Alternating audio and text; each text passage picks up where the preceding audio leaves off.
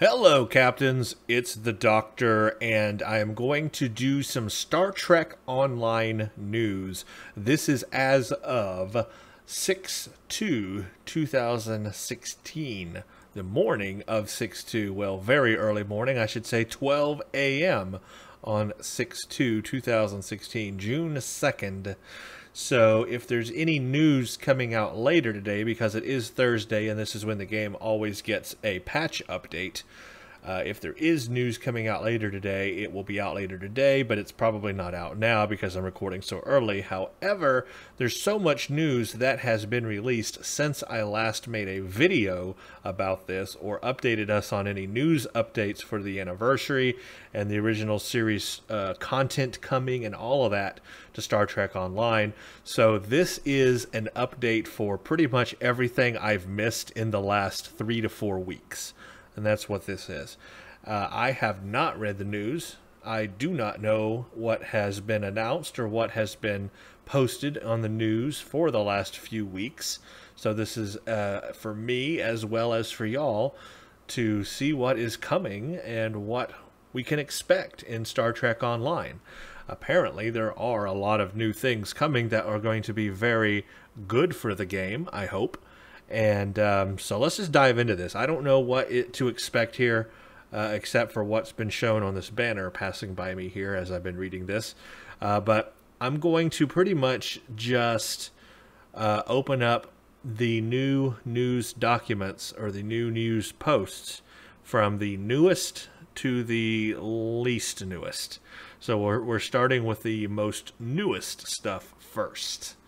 I'm going to skip the release notes because everybody can read those. Every Thursday they release patch notes or patches for the game, and of course every Thursday there are release notes for those patches, so you're welcome to check that out. Let's move on from that. Here's something called Star Trek Online Galondon Core. Is that a play on Galondon Core, or was it always called Galondon Core? I'm not sure. Let's read it and find out. Got a building here. Looks interesting. Galondon Core is known in the 24th century as a geologically unstable planet plagued by severe electromagnetic storms. The thick rolling clouds of charged particles interfere with sensors and transporters alike and have rendered the surface of the world only bearably capable of supporting humanoid life. But Galondon Core was not always this way. The core of the matter will take players to this world in a time when it was the site of a mysterious Romulan research facility. This mission will be available to all players at level 19 and above once Agents of Yesterday launches. Prior to the launch of our latest expansion, Agents of Yesterday, Gold, and Lifetime players will have access to this mission on Tribble.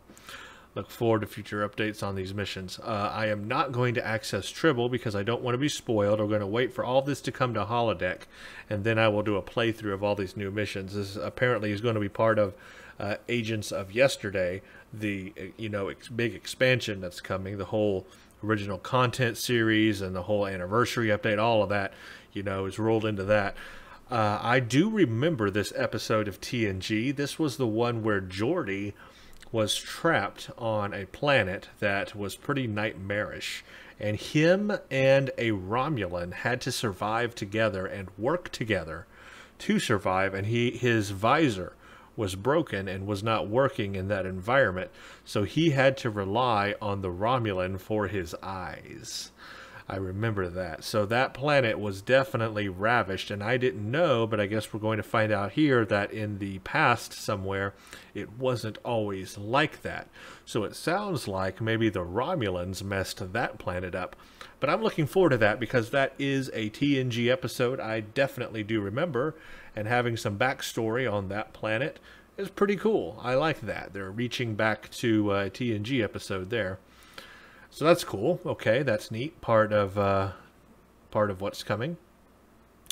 Bonus XP weekend from June 2nd.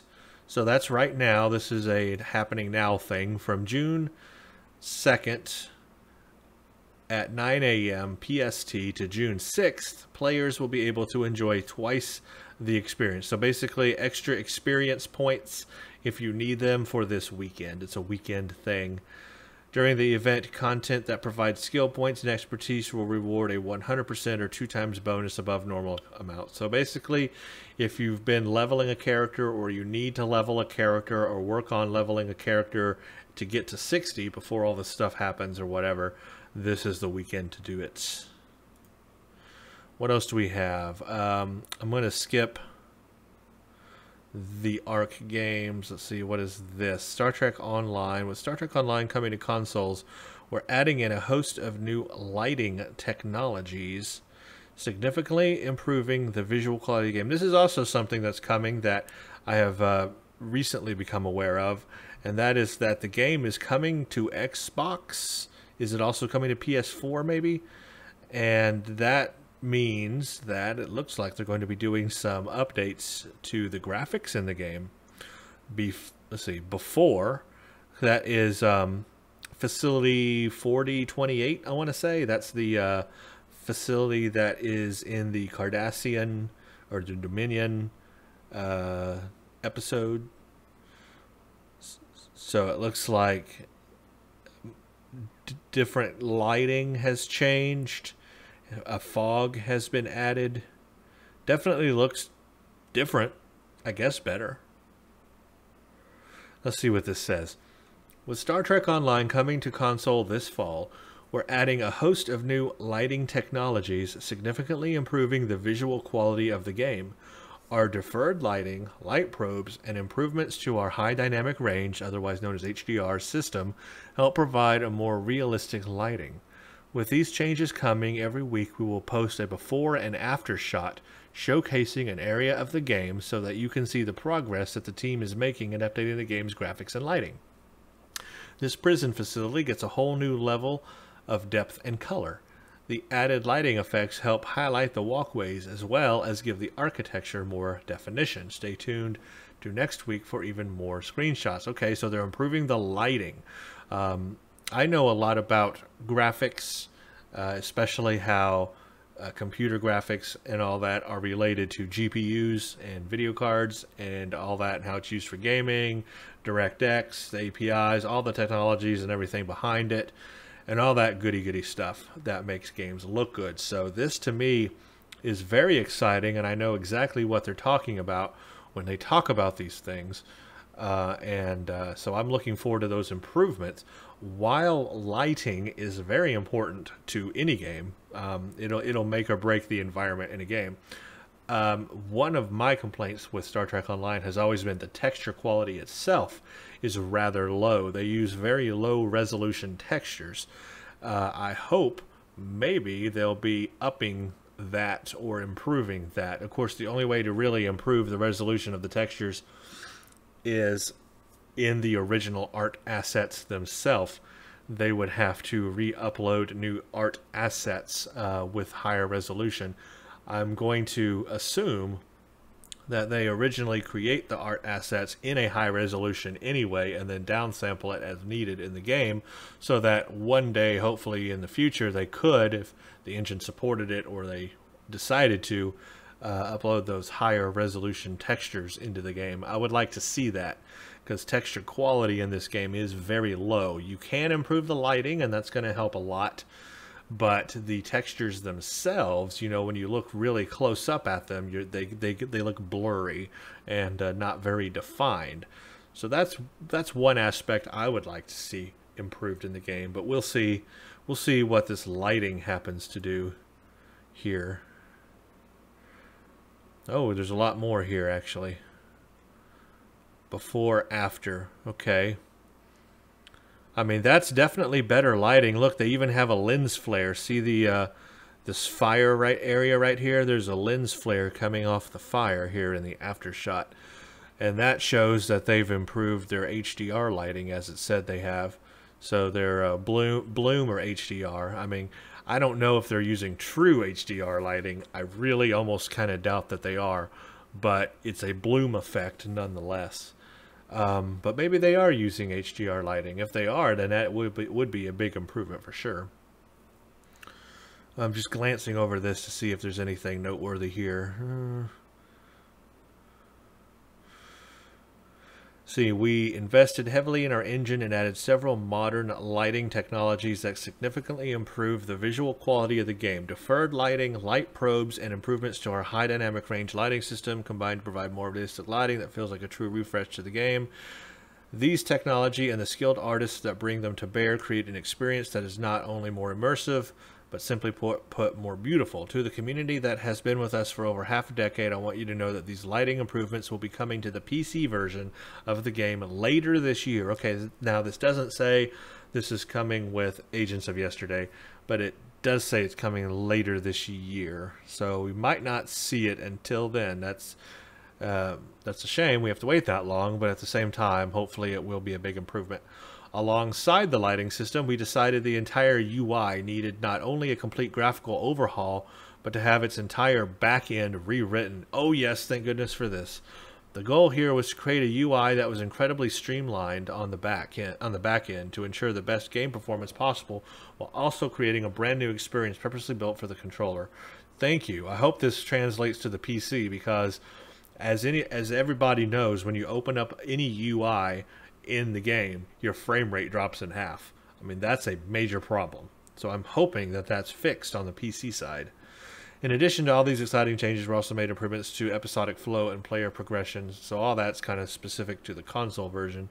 But I hope a lot of that translates to the PC, because that would be a big improvement there. Okay, let us move on. Actually, let's go back for just a second, because before I started this video, I did click one of these, and it was the Graphical Tech Update one. And since we're already talking about the graphics right now, let's just go ahead and talk about this one too, because it sounds like there's more here than meets the eye. Bringing Stow to Xbox One and PlayStation 4 is super exciting for the team, and it also gives a great opportunity to make some graphical updates to the game that we've wanted to make for a while.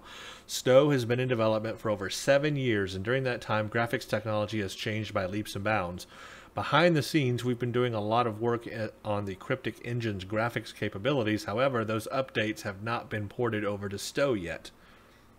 On the art team, we had two top priorities: picking the features that would make the game look as good as possible in the time we had, and making sure that the changes we make wouldn't adversely affect the game for players with older PCs. So we had to take a look at each potential feature and decide how much impact it would have on the graphics, or whether it was feasible to bring to Stow. There are a lot of elements that go into a game's graphics, but when you boil it down to the simplest terms, for the main three are geometry, materials, and lighting. Geometry is the 3D objects made of polygons that everything in the game is made of. The world and characters, the ships, and the particles that make up the FX are all made of hundreds of thousands of polygons that give the objects their overall shape. Materials give the geometry finer details and surface properties. For instance, there are rock materials, hull plating materials, and Andorian face features. Other things here they don't mention in materials is there's also other things you can do with materials, like specular lighting and so many other things, like bump mapping. I mean, you can really get into some advanced features using tessellation and stuff like that. That's more geometry, tessellation, but materials, I mean, you can still use bump mapping and stuff like that on materials to improve the visual appearance of tessellation without actually using tessellation itself. But yeah, there's other things there too. And okay, lighting is what ties it all together and gives form and value to the scene. It also sets the mood and helps create the atmosphere. When all three of these things are working well together, you get art that looks very convincing. Stow is pretty solid geometry and materials. No, it doesn't. First of all, it's geometry. You guys can know that things are kind of bumpy and not very detailed, especially characters. They do not use as many polygons as current generation games use. Definitely not. So no, they are behind the times on geometry. There is no tessellation used. They're not using any advanced form of geometry at all here. So no, I would say it does not have solid geometry. I would say there's a lot of room for improvement there with geometry and materials, both of them. The team is constantly upping the bar with every new release. I mean, this game does support the API of DX11, but no DX11 features are actually being used, guys. Come on.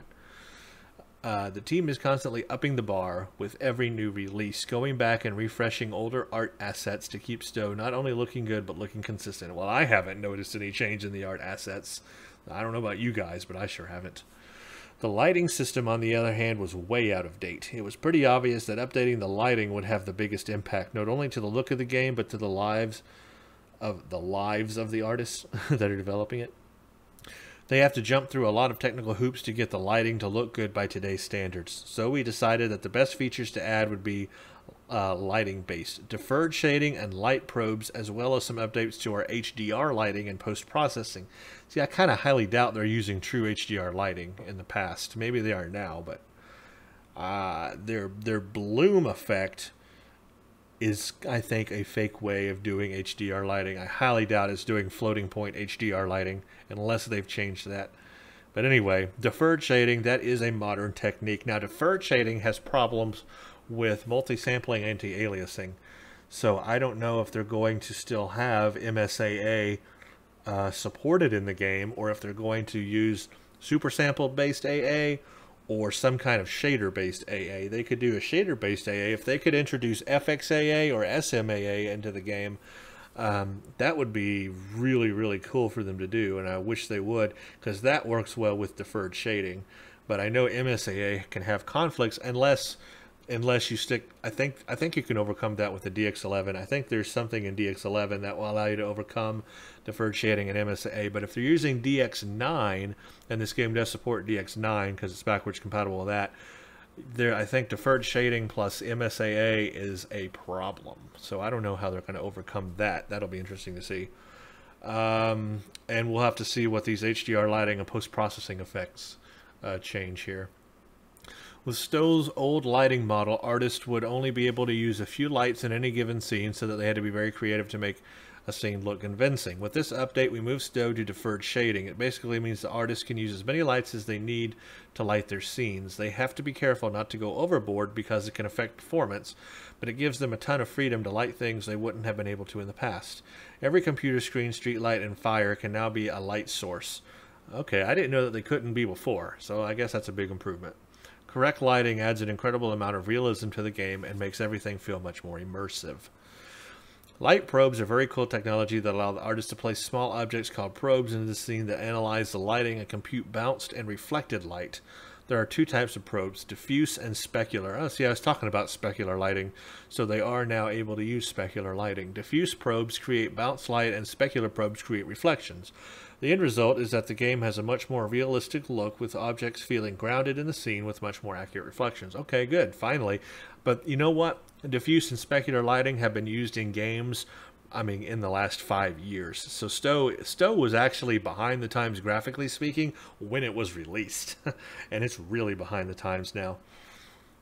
The updates to the higher dynamic range lighting give us the ability to create more realistic lighting scenarios with bright sunlit areas and deep dark shadows. Light adaptation changes the camera's exposure dynamically as a player moves from one light situation to another. Okay, I had wondered about that.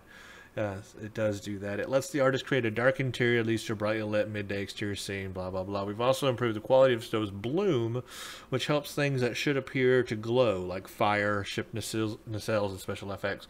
I do wonder, though, if the HDR they're using, is it floating point 16? What is it? Is it a true floating point HDR, or are they using a hack or a trick around that? Because it can be expensive, graphically speaking. It can be a deterrent to performance. But we'll see. I don't know. I'm not sure. We'll see how it looks anyway. We put a lot of work in updating Stowe's graphics in the console, basically relighting the entire game. It's been both challenging and rewarding at the same time. The results create changes, blah, blah, blah. I like all of this, but I'm looking at these screenshots and I'm still seeing room for improvement. Okay, here's the after shot. The before shot, excuse me. This is terrible, but this, I guess, is how the state of the game is now. Some things to note here, first of all. See the aliased edges of these shadows? Very low shadow resolutions are being used. No special effects to create a more hard line or a soft shadow. Nothing supported there. Barely, I don't even think there's any ambient occlusion at all here. I'm seeing like no ambient occlusion here at all. If there is, it's very minor. but I know the game supported SSAO, screen spaced ambient occlusion. It at least supported that. So I know it supported, I know it has SSAO, but they could really improve that. All right, now let's see what they've done after. Okay, the lighting here is better. We've definitely got some bright spots here.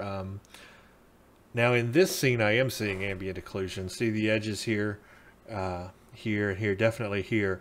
The ambient occlusion is here, but this is SSAO. This is very low quality. This is like ambient occlusion that's been in games for the last like 7 years. I mean, this is just old stuff. They need to get that improved. Still aliased edges on the shadows as well. Before seeing, here's the improvement of specular lighting and deferred shading and everything. This looks good. This is way better than it did before. I mean, way better. But look at how many areas of improvement they can still make. And here's what makes it still behind the times. See these alias shadows? Still there. That means either A, they're using low resolution shadow, a shadow map, or B, there are no forms of advanced features that current video card supports that could make a soft edge shadow. There are some techniques out there that will create a soft edge shadow. There's first of all, there's shadow contact hardening. Got to say that correctly. Shadow contact hardening, which is, excuse me, one feature. AMD likes to prefer that one. There's NVIDIA has a few shadow techniques for doing this. They've got PCSS shadows. They've got their new one is HFTS. I think using voxels or no, not voxels. It's using I forgot what it's called, but it's using all the new stuff in their Maxwell GPUs and up, HFTS. But those are going to be real. That's going to be real heavy on performance. At least, there are cheaper methods of soft shadows that they could be using. Basically, here, there are techniques to get the edges of those shadows better. So that's one thing that's not improved. The second thing, and this can make a huge difference, is the ambient occlusion technique. They are definitely using screen space ambient occlusion. That's the lowest end. That's the lowest quality ambient occlusion you can use. NVIDIA's got HBAO Plus, which would look a lot better, and I wish they'd support that. And HBAO Plus is vendor agnostic. It will run on AMD or NVIDIA GPUs, no problem. So I think they need to upgrade that ambient occlusion. Even if they didn't use HBAO, they could use HDAO, which is a different method, but really it's not as good as HBAO, but it's better than SSAO. Because that ambient occlusion is pretty darn terrible there. That is one area, and I've noticed this as I played the game. It's pretty bad. It really needs to be updated. So they could give us a better shadow technique or better shadow options. They could actually utilize some advanced features in DX11. They could improve ambient occlusion. And then they can improve texture quality, as I've said before. And if they really wanted to get fancy, they could start to utilize some more advanced features like real-time tessellation. Even if they even just used it on character models, it would be so awesome in this game. This game kind of craves it, you know, especially on character models, because that's kind of like our thing. That's, you know, who we are in the game is our character. And ship models. It would really help with ship models.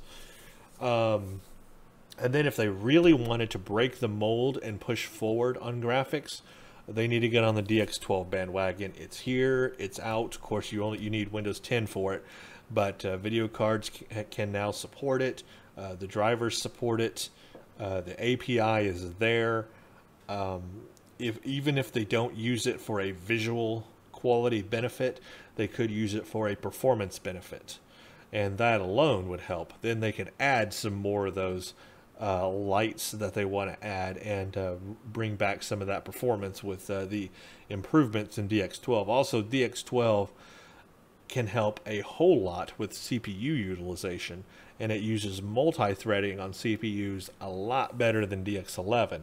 So they could utilize DX12 to lessen the burden on the CPU side of things in the game, allowing it to perform better on lower-end machines and lower-end video cards and lower-end CPUs. So if they do want the game to continue to run good for people with lower-end hardware, DX12 is a really good step in that direction that would allow that. So there's a lot more room for improvement here. I hope one day they embrace it. But I am glad to see these changes nonetheless. That is better than nothing. So I'm really anxious to see how that turns out. Let's move on. Let's get away from that for now. I've kind of ranted enough about graphics, but that's kind of what I do for a living. So it's like big stuff for me. Purity. Oh, this is the stuff where they talk about they have a storyline mission going on. You can read that. I'm not going to go over all that right now. It's not an actual playable mission. It's just kind of like the state of what's going on outside of missioning. Kind of adds some background to the missions. Tangled Webs. Let's see what this is. Tangled Webs. In 2268, the Defiant responded to a distress call in the unexplored Tholian sector. Oh, I remember this episode. The crew of the Enterprise discovered the ship adrift 3 weeks later, caught in a phenomenon known as interphase. A boarding potter. What's a boarding potter? A boarding party discovered signs of insanity and mutiny. The question they now faced was what happened. Tangled Web takes 23rd century Starfleet officers to the unexplored Tholian sector to discover these answers. This is the 4th episode available to temporal agents after the tutorial's conclusion. Creating a temporal agent will unlock special benefits for that character prior to the launch of our latest expansion, Agents of Yesterday. Okay, so that's what I was looking for, was the whole new temporal agent thing. I wasn't sure how that's going to work. It looks like they're going to release that before Agents of Yesterday. So it's going to be like a totally separate thing. Now, I don't know if you have to roll a new character for both of them, or if you can just use one rolled character from the temporal agent thing and use it in the Agents of Yesterday thing. You might have to run 2 characters. I'm not sure. You can easily access this mission by creating a new The Original Series Starfleet character from the character creation screen. Okay. Well, I don't know how this is going to work out, to be honest, but I'm looking forward to it. That sounds fun. We talked just a little bit about this already, but the console UI will be changed or overhauled for the console. I just hope some of those back-end changes make their way to the PC version, because like I said, you all know when you open a UI element on the screen, a UI window, your frame rate gets cut like in half. It's terrible. There's really a big problem there with the UI. So I hope they get that fixed on the PC side. I will not be playing this on the console. I do not own an Xbox or PS4, so I will not be doing that on that. I will stick to the PC version as I usually do. The Battle of Caleb 4. Let's look at that. Klingon ships have attacked repeaters in the Federation's subspace communications network, and Starfleet Command believes that it may be a prelude to invasion. Join a Federation task force in confronting the Klingons at the border in a show of force to push them back, by diplomacy if possible, and combat if necessary, but the Klingons have a plan of their own. The Battle of Caleb 4 is the next mission for the 23rd century story, and will draw the captain into events discussed in the Deep Space Nine episode Once More in Unto the Breach. This will be a brand new experience available to new and returning players. Creating a temporal agent will unlock special benefits for that character. Prior to the launch of our latest expansion, Agents of Yesterday, Gold and Lifetime players will have access to this mission on Tribble. You can easily access this mission by creating a new TOS Starfleet character from the character creation screen. I am not familiar with Caleb 4. It is from a DS9 episode. It says here, Once More Unto the Breach. I don't recall what that episode is off the top of my head, so I will have to go rewatch that, because I've got no idea what any of that's about. But it sounds like a new STF to me, is what it sounds like. So, we'll see, I guess. Let's move on here. Star Trek Memories. Okay, there's a lot here. Okay, this is just some of the people here. The principal designer, Thomas Foss, staff content designer, Ryan Levitt, content writer, Paul Reed, and design lead, Captain Gecko here, talking about their past memories of the original series. So I'm not going to read this out loud, but you guys can come check this out and see what they have to say about memories of the original Star Trek series. I'll talk about my memories too, because I do have memories, and they are important to me. Painful omens. Space Station K-13 has suddenly ceased all contact with Starfleet, and it's your job to find out why. Their last transmissions were normal, but now even the ships posted on station duty are not responding. Travel to the Deneva system to investigate the mystery. Painful Omens is the next mission for the 23rd century story, and the introduction to bigger challenges that will take the captain into ever more dangerous events following on the heels of the original episode Operation Annihilate. This will be a brand new experience available to new and returning players. Creating a temporal agent will unlock special benefits. You can access it by creating a new TOS Starfleet character. So that's going to be one of the new missions. I'm not familiar with this. I'm going to be honest. There are a lot of TOS episodes I remember, the iconic ones for sure, but there are also a lot that I do not remember. You know, a lot of detail that I don't remember, because it's been a very long time since I've seen every episode of the original series. And I have seen every episode of the original series, every single one. But it's been such a long time that I don't remember all the details of each one. So I am not familiar with this Operation Annihilate. I may have to rewatch that episode and see what that's about. Star Trek Online Crystalline Entity, that's actually a thing going on now. I have been dipping in and out of the game and playing this to get the to do the Crystalline Entity. There are rewards for it. Of course, there's lots of marks, and then you get a reward thing at the end. Basically, it's something you can do. I don't know how long this is going on till. Okay, June 9th. That's what you can have, June 9th. So the end of this weekend. That's not too... No, the end of... Not this weekend. Well, maybe, you know, the end of, like, next week. Okay. Return to Babel. That does sound familiar to me. At a critical conference for the Federation, ambassadors discussed the delicate situation of the admittance of the Corridon system. Various parties want to disrupt the conference from the shadows, and only a cunningly hidden operation can stop them and make sure the conference aboard the Enterprise goes as planned. Take a jaunt into the recent past and slip in unnoticed by the crew of the Enterprise as you try to stop the meddlers from breaking up the peace talks at the historic Babel Conference. With the help of an ally familiar with the Enterprise, you'll hunt down the new enemy and threatens the safety of the ship and the lives of its famous crew. So another original episode mission here. Babel. Yeah, that sounds familiar to me. I don't remember the details 100%, but look forward to that mission. Sounds good. What else we got?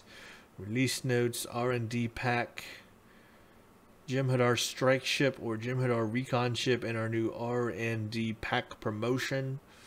I'm not too big on those pack promotions because I never win anything. My luck is terrible. Crystalline event, I just talked about that. That's going on. Here's that graphical tech update we just talked about. So we did that. R&D weekend. What is this? The Demon of Whitechapel. Oh, so another story element here to read. That's a really long story. I'm not going to read that. But you guys can surely come here and do that. With the Star Trek Online coming to consoles, we're adding in a host of new lighting technologies. We talked about that. A science survey vessel has some... Okay, this is interesting. What is this? The Turian Affair. That is a big dude. That is a big something dude. A science survey vessel has gone missing near the Murasaki 312 Nebula. Starfleet Command believes it may crash landed on Taurus 2, the same planet that cost the lives of 2 Starfleet officers several years ago. A first officer of a Pioneer-class starship, you will be leading a landing party to the surface of the planet to discover the fate of the survivors. Okay, the Turian Affair is the tutorial for our new temporal faction. Oh. Beginning an adventure that will span the length of time from the original series all the way to the 28th century. This will be a brand new experience available to new and returning players. Creating a temporal agent will unlock special things. You can easily access the mission by creating a new TOS Starfleet character from the character creation screen. So that's going to be our tutorial for the temporal agent stuff. I am kind of still confused on how the temporal agent stuff combines with the original Star Trek mission thing and all of it together. I don't know how it's all going to work out. We'll see. This is new. Let's see what this is. Shadow of Cestus. A conflict on Cestus 3 led to the legendary duel between Captain James T. Kirk and a Gorn captain. After Kirk showed mercy towards his defeated enemy, both captains were returned to their respective ships alive and well. The planet which hosted their conflict, Edrin 4, is a mineralogist's dream. While tensions remain high, the Gorn and the Federation have agreed to explore and use this miraculous world's resources jointly. Edrin 4 sees peace for now. In the Shadow of Cestus takes 23rd century Starfleet officers to the iconic desert landscape seen in the original series episode Arena. This is the first episode available to temporal agents after the tutorial's conclusion. Okay, so we're going to go straight to that Gorn scene there. Creating a temporal agent will unlock special benefits, blah blah blah, blah blah blah. So that's really cool. And this, by the way, is a real location. It's an actual rock formation that exists in our real world. That's where they filmed it. So it's interesting they've had to now recreate it in a game. But I will be interested to see what that's all about. Because that is one of the iconic TOS episodes. Everybody remembers the fight with Captain Kirk and the Gorn. So that's really cool. Check out, this was all the way back in May 13th now, so now we're going way back into the past here, but I haven't seen all this news, so interesting. Just read that. There was a sale, but that was all the way back on May 12th. More release notes. Oh, here we go. Chekhov. Bringing Chekhov to Stowe.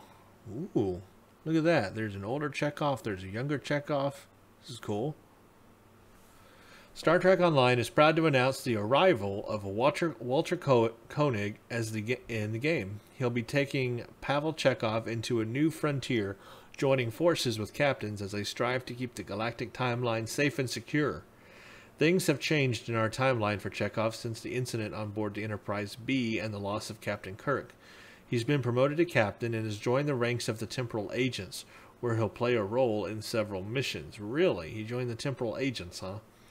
As someone who grew up in the 80s watching TOS weekday afternoons on syndicated TV, I always found Chekhov to be young, inquisitive, and humorous.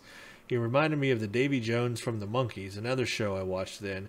Years later, I learned that a resemblance to Jones played a big role in the casting of Walter Koenig. Now, I will say I did watch that show, The Monkees. I watched reruns when I was a kid. It came on TV, Nickelodeon or whatever. It came on somewhere, and I watched those reruns of The Monkees. That was my childhood. Hey, hey, we're the monkeys. Da-na-na-na-na-na-na. That is so cool. So I didn't know that connection there. That's really neat. Indeed, Gene Roddenberry wanted the character of Chekhov to appeal to the younger members of their audience, and he certainly did. His hairstyle and look was definitely akin to what you would see amongst young people during the late 60s, but his appeal went beyond good looks. Chekhov became a staple of the show. He was an amiable young man from Russia whose good intentions sometimes landed him in some trouble. Chekhov's youthful appearance and full hair were challenging because finding a resting face was difficult. We pored over references. I never thought about that, a resting face. He always had some kind of emotion. One of the things we knew is Chekhov was a young ensign as well as an older captain. To this end, we made sure to create his face in stages so that adding slight age lines are easier, blah, blah, blah. So they're going through all that. That is really cool. I'm glad to see him in a game. He also played a role, if you've ever watched the series Babylon 5, he played a very, very important role in Babylon 5 and played a great character.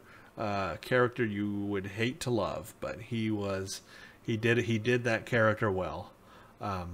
Bester was his name, and I think it was Bester. It's been so long since I've watched that too, but his character in that was really cool. So if you want to see him in a different role other than Star Trek, watch Babylon 5.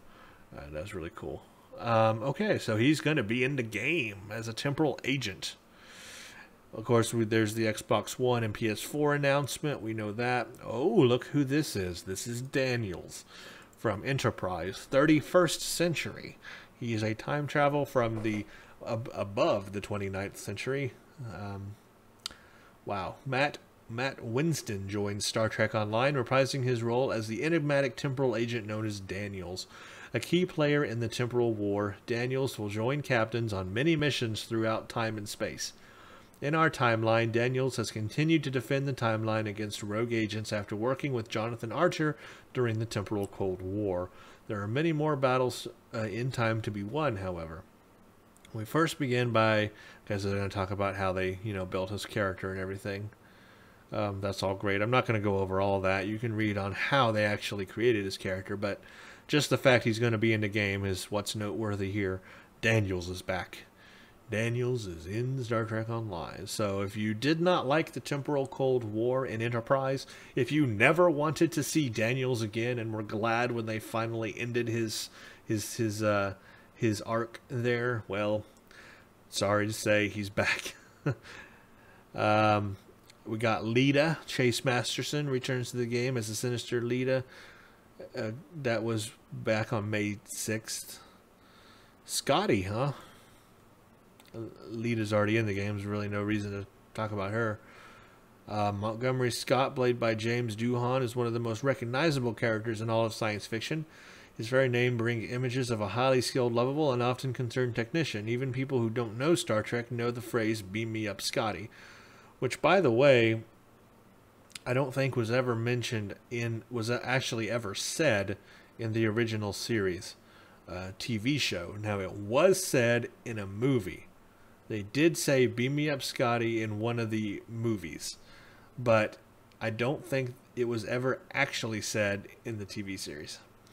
A chief engineer of the USS Enterprise, Mr. Scott was often one of the biggest factors behind the Enterprise escaping serious damage or destruction multiple times. He is the captain's miracle worker, and he is often the archetype by which Hollywood models their tech-savvy but down-to-earth characters after. Chris Doohan lends his voice to Star Trek Online in the role his father made famous. From his days as a lieutenant commander on the Enterprise to his future as a captain, Scotty will play a big role in the fight for the timeline. So Scotty is going to be played by his son, Chris Doohan. Wow. That is really interesting. And there he is. His younger self, we all know from the original Star Trek, and his older self. That is really, really cool. They actually made him a little thinner here, it seems. That is really cool. Okay, cool. And of course, we've already talked about the Agents of Yesterday announcement and the ships. I think I made a video on all that. I think everything else we've talked about before and been over. So we're back here now into April, so I'm not gonna go past that. That's a lot of stuff coming here. That's a lot of new stuff we have to talk to work through here. Again, I'm not sure how it all connects, because you've got the Agents of Yesterday, which is the expansion, and then you have to create a new character, and you have to go through the original series tutorial thing, and that's how you access those missions. But at the same time, is that also how you have to do the temporal thing? And is it all just done at the same time, or do you have to make two separate characters, one that can access the temporal stuff and one that accesses the other stuff? And then what happens if you don't roll a character? What if you already have a level 60 character? Are you able to play any of these missions on a level 60 character? Are you able to take that character and play these same missions that you would if you were just doing a new character? Would you get to play the tutorial? That wouldn't make much sense as a level 60 character playing the tutorial, but maybe you will. I don't know. Do you have to create a new character to experience this content? Is that the only way about it? That's the question I have, because if it is, that invalidates our level 60 character, because I want to keep working on my level 60 character. I want to keep making him up. I don't want to have to roll a new character and never play it again. They already did that once on me. The Delta Recruits or Delta Time one. The one where you had to go back in time and replay all the missions as a Delta Recruit. And you did all that, and you know what? I haven't loaded up those characters since I did it. I ended that series, and then I just never have used those characters ever again, because they're not the ones I play on all the time. I've spent 7 years on my main character. I want those to have their time. I want those to have everything. So that's why I'm not sure how this is going to work out. I want all of my level 60 characters to have all the same benefits that rolling a new character in this new temporal thing and Agents of Yesterday would benefit from. I hope we're allowed to do that. Otherwise, a lot of people are going to be angry. So that's why I'm not quite sure how this is all going to work or connect yet until it actually happens. I just hope they don't forget that. You know, I've got 7 years on my main character. That's the one I'm going to continue to play with. You know, I'm not going to roll a new character and then just totally switch over and just use that one, because that one's not going to have any resources. I'm going to continue to use the one I have the most resources on. Anyway, that's my little rant there at the end. Well, that's a lot of good news. Like I said, I'm interested to see how it all plays out. That's the big question on my mind. And it sounds like there's a lot to come, though. Sounds like there's a whole lot here.